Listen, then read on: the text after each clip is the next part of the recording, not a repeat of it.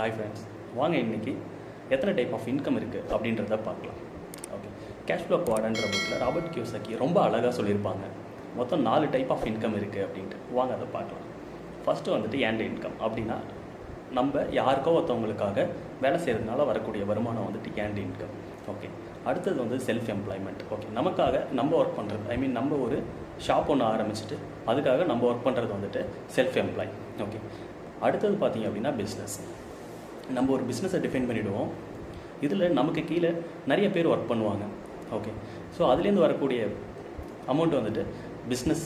Okay, அடுத்தது பார்த்திங்கன்னா இன்வெஸ்ட்மெண்ட்டுன்றது ஒருத்தவங்கள்ட்ட idea நல்லாயிருக்கும், பட் அதை எப்படி பண்ணுறது.